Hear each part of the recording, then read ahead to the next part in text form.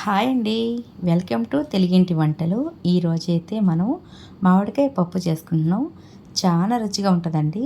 మామిడికాయ పప్పు నేను చేసే విధంగా మీరు కూడా ట్రై చేయండి. నచ్చితే ఫస్ట్ అయితే మనం కందిపప్పు తీసుకొని ఒక హాఫ్ అన్ అవర్ నానబెట్టి దాంట్లోకి 2 మామిడికాయలు, 3 టమాటాలు, ఒక 10 దాకా పచ్చిమిర్చి, కొంచెం కొత్తిమీర, ఒక ఎర్రగడ్డ ఇవన్నీ నీట్గా కడిగి కట్ చేసేసి ఒక కుక్కర్ తీసుకొని కుక్కర్లో పప్పు నానబెట్టుకున్నదండి. దాంట్లోని మామిడికాయ ముక్కలు, పచ్చిమిర్చి ముక్కలు, టమాటా ముక్కలు, ఎర్రగడ్డ ముక్కలు అన్నీ వేసేసి కొంచెం పసుపు వేసి కొంచెం కొత్తిమీర కూడా వేసేసి పప్పు ఒక 3 విజిల్లు వచ్చే వరకు ఉడకనిచ్చుకుందామండి. 3 విజిల్లు వచ్చినాయంటే బాగా ఉడికిపోద్ది అనమాట పప్పు. మామిడికాయ పప్పు చాలా రకాలు చేస్తారండి. ఈ విధంగా ఒకసారి ట్రై చేయండి. సూపర్గా ఉంటుంది. అసలు అన్నం అంతా వదిలేసి ఉట్టి పప్పే తినేయాలనిపిస్తుంది, అంత టేస్ట్గా ఉంటుంది. అట్లా 3 విజిల్లు వచ్చాక దాంట్లో ఉన్న వాటర్ అంతా కొంచెం పక్క గిన్నెలో తీసేసుకొని ఇట్లా మనము మొత్తుకొని తీసుకొని బాగా ఎనిపేసుకోవాలండి. దీంట్లో మనం కారం అయితే అస్సలు వాడమన్నమాట. పచ్చిమిర్చి వేసుకుంటాం. అసలు పచ్చిమిర్చితో పప్పు మామిడికాయ అంటే అసలు అదిరిపోద్దండి. టేస్ట్ అయితే చాలా బాగుంటుందన్నమాట. ఇట్లా కొంచెం రుచికి సరిపడా ఉప్పు కూడా వేసేసుకొని పప్పుని బాగా ఎనిపేసుకోవాలండి. ఇట్లా బాగా ఎనుపుకున్న పప్పు ఈ మామిడికాయ మనం చింతపండు కానీ ఇంకేమీ వేయక్కర్లేదు దీంట్లో. చాలా సింపుల్ రెసిపీ. టేస్ట్ అయితే సూపర్ అంటారు మీరు. అంత బాగుంటుందన్నమాట. టమాటాలు కూడా ఒక 2, 3 నేను చిన్న సైజు కాబట్టి 3 తీసుకున్నానండి. పెద్ద టమాటాతో ఒకటైనా సరిపోతుంది.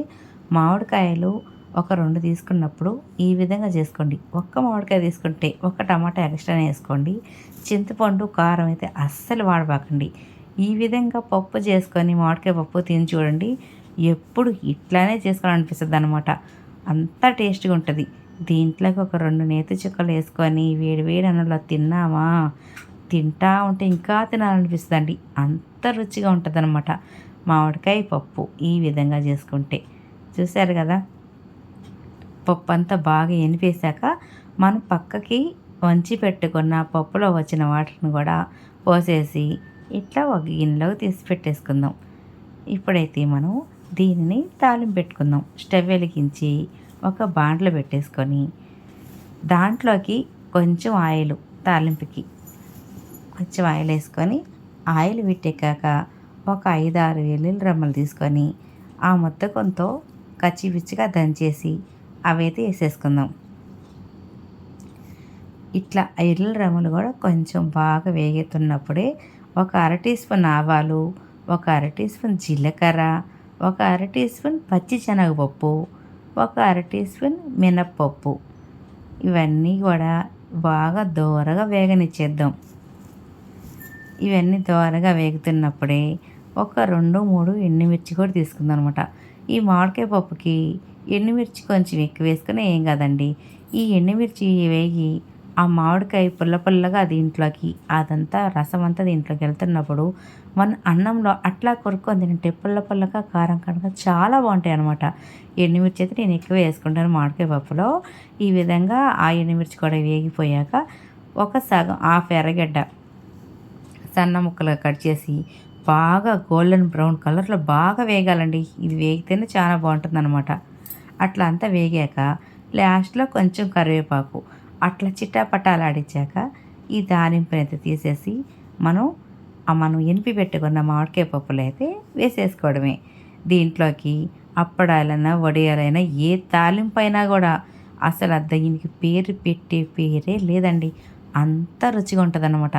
చాలా బాగుంటుందండి. ఏ అప్పడం నంచుకున్నా లేదంటే మామిడికాయ మన ఊరగాయ ఉంటుంది కదండి, నిల్వ పచ్చడి, అది ఒక ముక్క వేసుకొని తిన్నా కూడా చాలా బాగుంటుందన్నమాట. ఇట్లాగా చాలా ఈజీగా మనకైతే పొద్దున పూట పిల్లలకి బాక్సులకైనా దేనికైనా కూడా పప్పు అనేది చాలా ఈజీగా అయిపోతుంది. ఈ విధంగా ట్రై చేస్తే ఇప్పుడైతే మనం దీంట్లోకి కొంచెం కొత్తిమీర వేసేసుకుందాం. కొత్తిమీర కూడా వేసేసి కొంచెం కలుపుకొని ఇంకేముందండి, వేడి వేడి అన్నంలో ఒక్క 2 నేతి చుక్కలు వేసుకొని ఈ పప్పు వేసుకొని తిన్నామంటే ఇంకంతేనండి. అసలు మనం ఎంత తింటున్నామో మనకే తెలియదు అనమాట. అంత రుచిగా ఉంటుంది. చిన్న పిల్లలకైతే కొంచెం అన్నం మెత్తగా కలిపేసి ఒక 2 నేతి చుక్కలేసేసి కొంచెం తినిపిస్తే పిల్లలు కూడా అసలు అన్నం వద్దనకుండా మారం చేయకుండా చక్కగా తినేస్తారనమాట. నేనైతే కొంచెం నెయ్యేసుకొని, కొంచెం మామిడికాయ పచ్చడి, పప్పులో మిరపకాయ ఉంది కదండీ! అది కొరుక్కొని తింటే సూపర్ ఉందండి. అప్పడాలు, వడియాలు ఎన్నున్నా గూడా ఈ విధంగా తినాలనిపించి ఇట్లాగనే తినేసానండి ఈ రోజుకి నేనైతే. చాలా బావుంది. మీరు కూడా తప్పకుండా ట్రై చేయండి. ఫస్ట్ అయితే మన ఛానల్ లైక్ చేసి, షేర్ చేసి, అట్లనే సబ్స్క్రైబ్ చేసుకొని మీ సపోర్ట్ మాకు ఎప్పుడూ అందించండి. ఓకేనా ఫ్రెండ్స్? బాయ్ అండి. Thank you for watching.